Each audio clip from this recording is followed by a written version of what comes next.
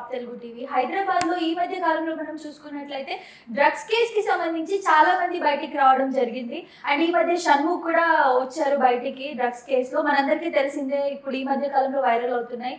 So దీనికి సంబంధించి ప్రస్తుతం మనతో మాట్లాడడానికి అడ్వకేట్ సుధీర్ గారు ఉన్నారు. ఆయనతో మాట్లాడి అసలు ఈ డ్రగ్స్ కేసుకి సంబంధించి ఎలాంటి సెక్షన్స్ ఉంటాయి, మరిన్ని వివరాలను తెలుసుకుందాం. నమస్తే అండి. సార్, సో మీరు రీసెంట్గా చూసారు, షణ్ముఖ్ అనే వ్యక్తి కొంచెం సోషల్ మీడియాలో మంచి పేరున్న వ్యక్తే. అతని ఈ మధ్య కాలంలో డ్రగ్స్ తీసుకున్నాడు అని చెప్పేసి బయటకు వచ్చింది.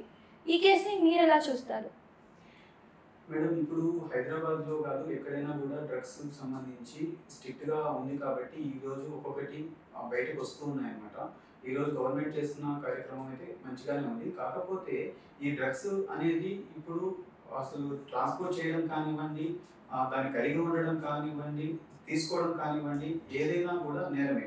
ఈ డ్రగ్స్ అనేది ఒక మనిషి యొక్క బ్రెయిన్ మీద ఏవైతే పనిచేస్తాయో వాటన్నిటిని ఎన్డీపీఎస్ యాక్ట్ కింద నిర్వచనం ఏదైతే చేసి ఉన్నారో వాటిని సేవించడం కానీ, కలిగి ఉండడం కానీ, ట్రాన్స్పోర్ట్ చేసి ఉండడం కానీ ఏదైనా కూడా నేరం కిందకి పరిగణిస్తారు మేడం. ఆ నేరానికి తగ్గట్టు అది కోర్స్ ఆఫ్ ఇన్వెస్టిగేషన్ లో ఏదైతే ప్రూవ్ అవుతుందో దాన్ని బట్టి శిక్షణ అనేవి ఉంటాయి అన్నమాట. ఓకే సార్, డ్రగ్స్, కోకేన్, గంజాయి ఇవన్నీ ఒక్క టైప్ అయినా లేదా డిఫరెన్స్ ఉంటుందా? ఎస్ మేడం, ఇప్పుడు ఏంటంటే డ్రగ్స్ అనేవి వేరియస్ పేర్లతో కానీ రకరకాలుగా ఉన్నప్పటికీ కూడా అవన్నీ కూడా మత్తుకు సంబంధించి అవన్నీ కూడా ఏదైతే మనిషి యొక్క బ్రెయిన్ మీద పనిచేస్తాయి, ఆ బ్రెయిన్ మీద పనిచేయడంలో ఉన్నటువంటి రకాల ఆధారంగా వాళ్ళ యొక్క ఆలోచన విధానం మారిపోవడం కానివ్వండి, వాళ్ళు చేసే యాక్ట్స్ ఏదైతే ఉన్నాయో వాళ్ళ అదుపులో ఉండకుండా ఉంటాయి. దాన్ని బట్టి డ్రగ్స్ ని డిఫరెన్షియేట్ చేస్తారు.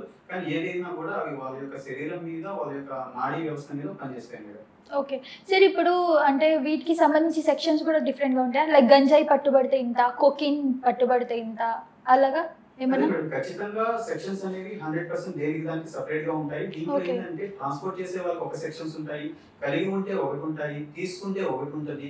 ఆ డ్రగ్ ఎంతవరకు తీసుకోవచ్చు ఏంటి అనేది ఆ డిఫరెన్షియేషన్ వచ్చేసి మినిమం 50 గ్రామ్స్ లోపల ఉంటే ఒకలాగా వర్తిస్తుంది. అబౌవ్ 50 గ్రామ్స్ ఉంటే కనుక ఆ యొక్క డ్రగ్ డిఫరెన్షియేషన్ బట్టి సెక్షన్ అనేది డిఫరెన్స్ అవుతుంది మేడం. ఓకే ఓకే సార్, ఇప్పుడు అమ్మిన వాళ్ళు డ్రగ్స్ అమ్మిన వాళ్ళకి ఎంతవరకు సెక్షన్ ఉంటుంది, తీసుకున్న వాళ్ళకి ఎంతవరకు ఉంటుంది? ఇప్పుడు ఏంటంటే మేడం, డ్రగ్స్ అమ్మే వాళ్ళు కానివ్వండి, తీసుకునే వాళ్ళు కానివ్వండి, ట్రాన్స్పోర్ట్ చేసే వాళ్ళు కానివ్వండి, ఏదైనా కూడా ఒకటి first of all search operation జరుగుతుంది.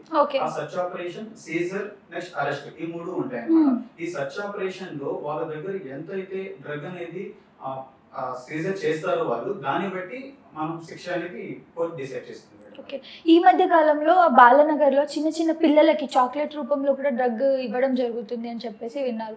అంత చిన్న పిల్లలకి అసలు మెచ్యూరిటీ కూడా ఉండదు. అది ఒకటి తీసుకున్నామని ఈ రోజు వాళ్ళు ఒక చాక్లెట్ తింటారు, రేపు మళ్ళీ అదే కావాలి అంటారు.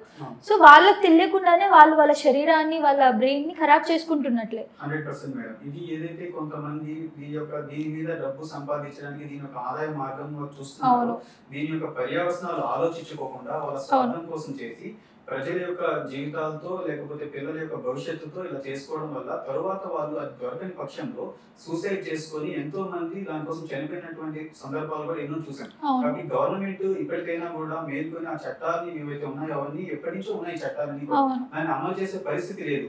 ఈ రోజు డిపార్ట్మెంట్ దానికి సంబంధించిన ఐజీ లెవెల్లో దాన్ని మొత్తం కూడా డిపార్ట్మెంట్ పరంగా అన్ని చేయాల్సిన అవసరం ఉంది. ఇప్పటికైనా కూడా దాని మీద ఉక్కుపాదం మోపితే ఇంకా ఇట్లాంటి వాటికి బారిన పడకుండా ప్రజలు బాగుంటారని ఆశిస్తున్నాను.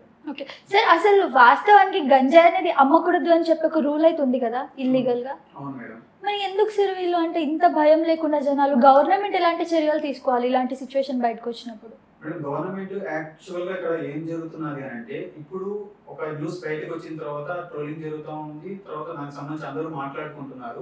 తర్వాత కోర్స్ ఆఫ్ ఇన్వెస్టిగేషన్ లో దాన్ని ప్రూవ్ చేసుకోవడం కానీ, అది జరిగిన వాళ్ళకి శిక్షలు పడడం కానీ, లేకపోతే అసలు ఏం జరిగింది ఏంటి అనేది ఎవరికి అవేర్నెస్ అనేది కల్పించడం లేదు. దాని గురించి జనాలకు అవేర్నెస్ కల్పించాలి. ఏదైతే దాన్ని వాళ్ళు సీజ్ చేస్తారో లేకపోతే దాన్ని ఎక్కడైతే పట్టుకుని దాని మూలాల్లోకి వెళ్ళి వాళ్ళకి శిక్షలు పడినప్పుడు మాత్రమే దాన్ని ఉక్కుపాదం మోపిన వాళ్ళు అవుతారు మేడం. అప్పటి వరకు ఇట్లాంటి కొనసాగుతూ ఉంటాయి. ఇప్పుడు పెద్ద పెద్ద సెలబ్రిటీసే గంజాయి తీసుకుంటున్నారని అయితే లేదు సార్, ప్రతి ఒక్కరు తీసుకున్నారు. బట్ ఇప్పుడు ప్రెసెంట్ ఏమని టాక్ ఉంది అంటే పెద్ద పెద్ద సెలబ్రిటీస్ హీరోయిన్స్ అంటే గంజాయి అలవాటు ఉంటుంది అని చెప్పి ఉన్నది. అయితే మనం రీసెంట్గా చూసుకున్నట్లయితే పి ప్రేమ్ సతీష్ మీకు తెలిసే ఉంటారు. అతను డైరెక్ట్గా యూట్యూబ్లో వీడియో ముందే తీసుకున్నారు, గంజాయి తాగుతూనే వీడియో చేశారు. బట్ పోలీసులు వాళ్ళని పట్టుకోకుండా షణ్ముఖ్ని ఎందుకు పట్టుకున్నారు? ఇక్కడ ఏంటంటే మేడం, పోలీస్ కి డైరెక్ట్ గా వెళ్ళి ఎవరినంటే వాళ్ళ దగ్గరికి వెళ్ళేసి అటాక్ చేసి వాళ్ళని యొక్క అరెస్ట్ చేయడం కానీ అలా ఏమి ఉండదు. ఒక వ్యక్తి మీద వాళ్ళకి కంప్లైంట్ రావాలి, దానికి ఒక కోర్స్ ఆఫ్ ఇన్వెస్టిగేషన్ లో భాగంగానే చేస్తారు తప్ప వాళ్ళంతటా వాళ్ళే డైరెక్ట్ గా వెళ్ళిపోయి చేసి దాని మీద ఇన్వెస్టిగేషన్ చేసి యాక్షన్ తీసుకునేది ఉండదు. ఎవరైనా ఏదైనా మాట్లాడేది నాకు స్వేచ్ఛ ఉంది, హక్కు ఉంది అనేటువంటి ఉద్దేశాలతో వాళ్ళు ట్రోల్ అవ్వడానికి కానివ్వండి, ఏదైనా ఉద్దేశాలతో వాళ్ళు ఏదైనా మాట్లాడవచ్చు. దాని వెనక ఉద్దేశాలు దురుద్దేశాలు ఏదైతే ఉన్నాయో దాన్ని కూడా ఆలోచించాల్సిన అవసరం ఎంతైనా ఉంటుంది మేడం. మరి షణ్ముఖ్ పైన ఇప్పుడు ఎవరైనా కేసు పెట్టారా సార్? ఇక్కడ ఏం జరిగింది అంటే షణ్ముఖ్ వ్యవహారం వచ్చేసరికి ఇది షణ్ముఖ్ కేసు ని మనం డిఫరెంట్ గా చూడాల్సిన అవసరం ఎంతైనా ఉంది మేడం. వాళ్ళ బ్రదర్ ఎవరైతే సంపత్ అనే వ్యక్తి ఎవరైతే ఉన్నారో, ఒక మహిళతో ఒక లేడీతో అతను ఒక లివింగ్ రిలేషన్షిప్ కొనసాగించి అది పెళ్లి దాకా వచ్చిన తర్వాత దానికి ముందు అతను ఆమెకి కేవేట్ నోటీసులు అవన్నీ పంపించడము, తర్వాత అవి చూసిన తర్వాత ఆమె వచ్చేసి కేసు రిజిస్టర్ చేయడం జరిగింది. ఆ కేసు రిజిస్టర్ చేయడంలో భాగంగా వీళ్ళు అతని కోసం వాళ్ళ ఇంటికి వెళ్ళినప్పుడు ఈ రిపోర్ట్స్ రావడము, పోలీస్ చెప్పినటువంటి ఆధారంగా మాట్లాడుతున్నాను. వాళ్ళు చెప్పడం ఏంటి అని అంటే అక్కడికి వెళ్ళిన టైంలో ఆ సందర్భంలో ఇతను గంజాయి తీసుకుంటూ దొరికారు అనేది వాళ్ళ యొక్క నేరారోపణ అన్నమాట మేడం. ఇప్పుడు ఏదైనా కూడా మనం నేరం మోపిన వ్యక్తి ఆ నేరం రుజువు అయ్యేంత వరకు అతని మనం దోషిగా చూడకూడదు అన్నమాట చట్టం ప్రకారం. సో ఇప్పుడు ఏంటి సార్, అతను దోషి అని చెప్తున్నారా లేదా షణ్ముఖ్? అదే మేడం, ఇప్పుడు ఎక్కడైనా కూడా కంప్లైంట్ రిజిస్టర్ అయిన తర్వాత మనం కోర్స్ ఆఫ్ ఇన్వెస్టిగేషన్ లో అది ప్రూవ్ అవ్వాలి. అది ప్రూవ్ అయినప్పుడు మాత్రమే అతన్ని మనం దోషిగా చూడాలి తప్ప అప్పటి వరకు అతని దోషిగా మనం చూడకూడదు. ఒకవేళ అతన్ని దోషిగా చూస్తే సార్ ఎలాంటి సెక్షన్స్ ఉంటాయి ఏంటి? ఖచ్చితంగా ఇప్పుడు ఎవరైనా కూడా చట్టం నుంచి తప్పించుకోలేరు. ఈ పోలీసు కానీ ఎవరైనా కూడా ఇన్వెస్టిగేషన్ ఆఫీసర్ అతన్ని ఇప్పుడు పట్టుకున్నప్పుడు ఇదే విధంగా నీట్ గా మొత్తం ఐఓ చేసి ఇన్వెస్టిగేషన్ పూర్తిగా చేసి అతన్ని నేరాన్ని కోర్టు ముందు నిరూపించగలిగితే అతనికి ఖచ్చితంగా దాదాపు మినిమం 7 to 10 years వరకు శిక్ష పడే అవకాశం ఉంటుంది. అండ్ డబుల్ పరంగా కూడా ఏమైనా ఉంటుంది సార్? 100% మేడం, 10,000 నుంచి 1 lakh rupees వరకు కంపెన్సేషన్ ఫైన్ వేసే అవకాశాలు కూడా ఉంటాయి. ఓకే సార్, ఒక మనిషి ఎంత క్వాంటిటీ తీసుకోవచ్చు ఏం కాకుండా ఉండాలంటే? అంటే లైక్ అలా కాదమ్మా, ఇప్పుడు డ్రగ్ అనేది డ్రగ్, అది ఎంత తీసుకోవాలి ఎంత తీసుకోవాలి అనేది కాదు. ఫస్ట్ లో ఎంత వరకైనా కూడా అది చిన్న అమౌంట్ లో తీసుకున్నప్పటికీ కూడా అది క్రమేపీ ఏమవుతుంది అంటే ఒక మనిషిని వ్యసనంగా మార్చేస్తుంది. సో అందుకని ఏంటి అంటే అది కొంచెం తీసుకోవాలా లేదా ఎక్కువ తీసుకోవాలా దానికి లిమిట్స్ అట్లా ఏమి ఉండవు. అసలు తీసుకోవడం అనేది నేరం. అవును, కానీ సార్ ఒకటి ఏంటి అని అంటే బయట టాక్ ఏముందంటే ఇంత పర్సెంటేజ్ తీసుకోవచ్చు. ఇప్పుడు షణ్ముఖ్ దగ్గర 16 grams డ్రగ్స్ అనేవి దొరికింది, అదే గంజా అనేది దొరికింది. బట్ ఇంత పర్సెంట్ ఉంటే మనకు కేసు అవ్వదు అని చెప్పేసి కూడా ఒకటి అంటున్నారు. లేదమ్మా, 100% ఏంటి అంటే కేసు అయితే ఖచ్చితంగా అవుతుంది. దాన్ని మన దగ్గర పెట్టుకోవడం కానీ, ట్రాన్స్పోర్ట్ చేయడం కానివ్వండి, సేవించడం కానివ్వండి, ఏ విధమైనటువంటి చర్య చేసినా కూడా అది ఖచ్చితంగా నేరం కిందకే వస్తుంది. దానికి తగ్గ శిక్షలు కానీ ఏదైనా కూడా 100% చట్ట ప్రకారం ఖచ్చితంగా జరుగుతుంది.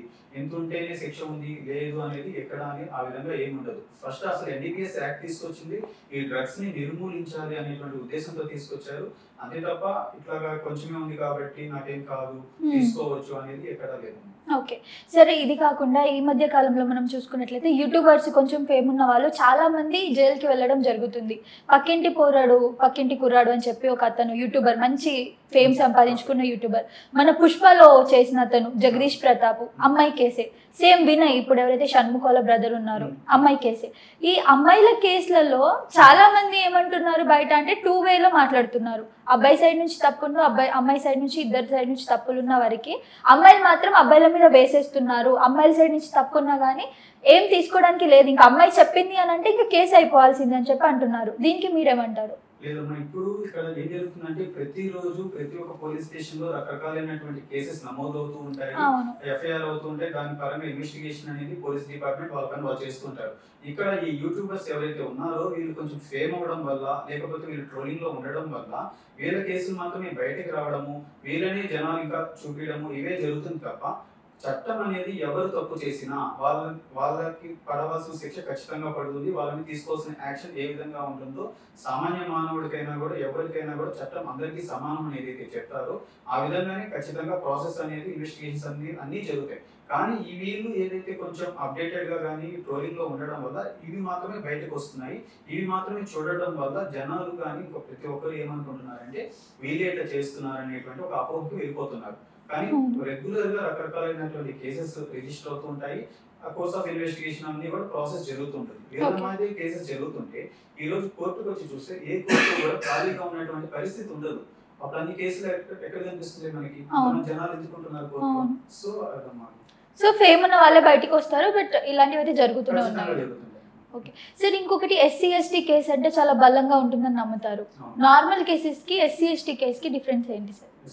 మా SC ST ఏంటి అని అంటే సామాజికంగా ఆర్థికంగా వెనుకబడినటువంటి కులాలు SC ST కిందకి వస్తున్నారు. వీళ్ళు డెవలప్ అవ్వడానికి, వృద్ధిలోకి రావడానికి ప్రభుత్వాలు ఎన్ని చర్యలు తీసుకుంటున్నప్పటికీ కూడా వాళ్ళు వెనుకబడి ఉండడము, అన్యాయాలకి అక్రమాలకి గురవుతున్నారు అనేసి వచ్చినటువంటి రిపోర్ట్స్ ఆధారంగా ప్రభుత్వము ఆ షెడ్యూల్డ్ క్యాస్ట్ కానీ తెగలకు కానీ ఏదైనా చేయాలి అని చెప్పి వాళ్ళ యొక్క వెనుకబాటుతనాన్ని, మహిళలకు సాధికారతను కల్పించడానికి ఎన్ని చర్యలు తీసుకుంటున్నా కూడా వాళ్ళ యొక్క ఉన్నటువంటి బలం సరిపోకుండా వాళ్ళ యొక్క డబ్బుని కానీ ఆస్తుని కానీ అనేక విధాలుగా పోగొట్టుకుంటున్నారు. దీన్ని ఆలోచించినటువంటి ప్రభుత్వము రాజ్యాంగం కల్పించినటువంటి ఆర్టికల్స్ 15, 17, 21 ఆధారంగా వాళ్ళకి కల్పించాల్సినటువంటి బాధ్యతని గుర్తించి వాళ్ళ మీద ఇట్లాంటివి జరగకుండా నిరోధించాలి అంటే, వాళ్ళు ఆర్థికంగా వృద్ధిలోకి రావాలి అంటే వాళ్ళకి సరైన రక్షణ కల్పించాలి, వాళ్ళని వృద్ధిలోకి తీసుకురావాలనేటువంటి ఉద్దేశంతో వాళ్ళ మీద జరిగేటువంటి నేరాలని అరికట్టాలనేటువంటి ఉద్దేశంతో ఆ చట్టాన్ని బలంగా పెట్టి వాళ్ళ మీద నేరం చేసినటువంటి వ్యక్తిని వెంటనే శిక్షించే విధంగా, వాళ్ళకి కంపెన్సేషన్ ఇచ్చే విధంగా ప్రభుత్వం ఒక ప్రత్యేకమైనటువంటి చట్టాన్ని చేయడం జరిగింది. కాకపోతే దురదృష్టవశాత్తు ఏమంటే ఆ చట్టాలు ఉన్నప్పటికీ కూడా దాంట్లో ఉన్నటువంటి రుసుముల ఆధారంగా శిక్షలు పడటం అనేది తక్కువగా కనిపిస్తున్నారు. ఓకే సరే, ఇప్పుడు ఈ డ్రగ్స్ గురించి మనం మాట్లాడుకున్నాం కాబట్టి మొత్తానికి అసలు డ్రగ్స్ ఈ హైదరాబాద్ లో మన స్టేట్ లోనే లేకుండా చేయాలి అంటే ఏం చేస్తే బాగుంటుంది? చేయాలి అని అంటే ఇప్పుడు ప్రస్తుతానికి ఏదైతే ఒక విషయం బయటకు వస్తుందో మనం ఇప్పుడు మాట్లాడుకుంటున్నాం, 4 రోజుల తర్వాత ఇంకొక విషయం వస్తుంది, మనం దాని మీద డైవర్ట్ అయిపోతాం. అట్లా కాకుండా ప్రతి ఒక్కరు సామాజిక బాధ్యతగా తీసుకొని చిన్నప్పటి నుంచే పిల్లలకి మంచి చెడు ఏంటి, వాట్ ఈస్ వాట్ అనేది మనం డెవలప్ చేస్తూ వాళ్ళకి నేర్పిస్తూ తీసుకొని వస్తే ప్రతి ఒక్కరు సామాజిక బాధ్యతగా ఎప్పుడైతే నడుచుకుంటారో ఖచ్చితంగా నేరాలను అరికట్టవచ్చు. ఇటువంటి వ్యసనాలకి కూడా ఎవరు కూడా వెళ్ళకుండా కూడా చూసుకోవచ్చు. ప్రతి ఒక్క తల్లిదండ్రులు కానీ లేకపోతే ఉపాధ్యాయులు కానీ వాళ్ళ మీద సపరేట్మైనటువంటి నిఘాను ఒకటి పెట్టుకొని వాళ్ళు ఆ చెడు వ్యసనాలకి పోకుండా ప్రతి ఒక్కరు ఎవరికి వాళ్ళు బాధ్యత తీసుకోవాల్సిన అవసరం ఉంటుంది. Okay okay, thank you so much sir. Thank you. Subscribe చేయండి. Please do subscribe to. Please like, share and subscribe to top Telugu TV. Top Telugu TV. Top Telugu TV.